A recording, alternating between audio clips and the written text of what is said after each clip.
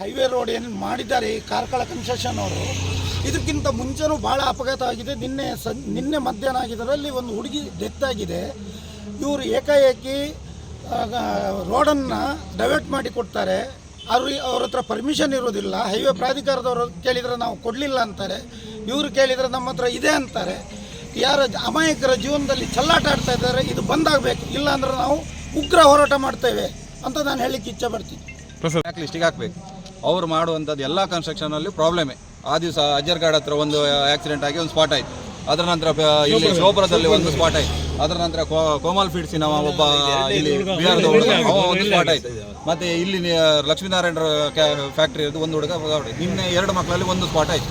ಎಲ್ಲ ಅವರದ್ದು ಏನಂದರೆ ಯಾವುದೇ ಸೂಚನಾ ಫಲಕಗಳನ್ನು ಅಳವಡಿಸಿದೆ. ನೀವು ಏಕೈಕಿ ಅವ್ರ ಮನಸ್ಸಿಗೆ ಹೇಗೆ ಬರ್ತದೆ ಹಾಗೆ ರೋಡ್ ವರ್ಕ್ ಮಾಡಿದ್ದೇ ಪ್ರಾಬ್ಲಮ್. ಫಸ್ಟ್ ಅವ್ರನ್ನ ಬ್ಲ್ಯಾಕ್ ಲಿಸ್ಟಿಗೆ ಹಾಕಿ, ಯಾವುದೇ ಕಾರಣಕ್ಕೂ ಅವರಿಗೆ ಕನ್ಸ್ಟ್ರಕ್ಷನ್ ಮಾಡಲಿಕ್ಕೆ ಬಿಡಬೇಡಿ, ಅಷ್ಟೇ ನಮ್ಮದು ಆಗ್ರಹ. ಭಾಗದಲ್ಲಿ ಇವರು ಇಷ್ಟ ಬಂದಂಗೆ ಕನ್ಸ್ಟ್ರಕ್ಷನ್ ಕೆಲಸಗಳು ಮಾಡ್ತಾ ಇದ್ದಾರೆ. ರಾಷ್ಟ್ರೀಯ ಹೆದ್ದಾರಿಗಳಲ್ಲಿ ಎಲ್ಲಂದ್ರಲ್ಲಿ ಬ್ಯಾರಿಕೇಡ್ಗಳನ್ನ ಹಾಕಿ ದೂರದ ಊರಿಂದ ವಾಹನ ಚಾಲಕರಿಗೆ ಗೊಂದಲ. ನೋಡಿ, ಇಲ್ಲಿ ಕನ್ಯಾನ ಶಾಲೆ ಹತ್ರ ನಿನ್ನೆ ನಮ್ಮ ಪೈಪ್ಲೈನ್ ಅಂತ ಹೇಳಿ ವ್ಯವಸ್ಥೆ ಮಾಡಿ ಇಡೀ ರಸ್ತೆಯನ್ನು ಬಂದ್ ಮಾಡಿದ್ದಾರೆ. ಈ ರಸ್ತೆ ಬಂದ್ ಮಾಡಿದ್ರಿಂದ SR ತನಕ ಅಲ್ಲೂ ಬ್ಯಾರಿಕೇಡ್ ಇಟ್ಟಿದ್ದರಿಂದ ಈ ವಾಹನ ಚಾಲಕರಿಗೆ ಗೊಂದಲ.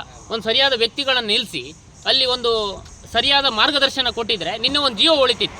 ನಿನ್ನೆ 2 ಮಕ್ಕಳಲ್ಲಿ ಭೀಕರ ಅಪಘಾತದಲ್ಲಿ ಒಂದು ಹೆಣ್ಮಗು ತೀರಿ ಹೋಗಿದೆ. ಇದಕ್ಕೆಲ್ಲ ಯಾರು ಜವಾಬ್ದಾರಿ? ಇದೆಲ್ಲ ಒಂದು ಅಮಾಯಕರ ಜೀವಕ್ಕೆ ಬೆಲೆ ಇಲ್ಲೋ ಅಂತ ಕೇಳೋದು ನಾವು. ಹಂಗಾರೆ ನಮ್ಮ ಯಾರು ಬೇಕಾದ್ರೆ ತಗೊಂಡು ಹೊಡ್ಕೊಂಡು ಹೋಗೋ ಪರಿಸ್ಥಿತಿ ಆಗಿದೆ ಇವತ್ತಿನ ಪರಿಸ್ಥಿತಿಯಲ್ಲಿ. ನಾವೆಲ್ಲ ಮಾತಾಡ್ತಾ ಇಲ್ಲ, ಯಾಕೆಂತ ಹೇಳಿದ್ರೆ ಎಲ್ಲ ಫ್ರೀ ಆಗಿಬಿಟ್ಟಿದ್ದೀವಿ. ಆದರೆ ಇವರು ಇಷ್ಟ ಬಂದಂಗೆ ಕಾಮಗಾರಿಗಳೆಲ್ಲ ಮಾಡಿದರೆ ಇದಕ್ಕೆಲ್ಲ ಯಾರು ಹೊಣೆ? ಈ ಜೀವಗಳೆಲ್ಲ ತೆಗಿತಾ ಇದ್ರೆ ಯಾರು ಹೊಣೆ ಅಂತ ಕೇಳ್ತಿರೋದು ಅಷ್ಟೇ. ಕಾರ್ಲಾ ಕನ್ಸ್ಟ್ರಕ್ಷನ್ ಅವರಿಗೆ ಅಮಾಯಕ ಜೀವ ತೆಗೆಯುವ ಕಾರ್ಲಾ ಕನ್ಸ್ಟ್ರಕ್ಷನ್ ಅವರಿಗೆ ಧಿಕ್ಕಾರ.